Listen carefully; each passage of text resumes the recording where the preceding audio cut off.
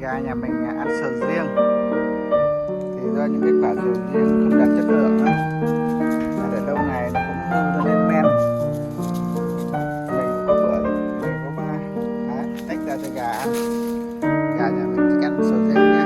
Thì cả em chó này, em chó cũng ăn này. Em chó cũng ăn sầu riêng.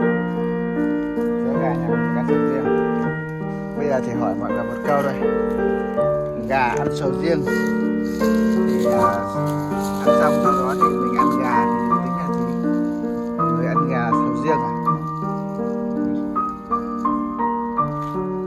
Mọi người thấy cảnh quê yên bình chưa? Đây bụi khoai môn của môn nhà mình. Ở quê thì những cảnh quê này thì không có gì để làm.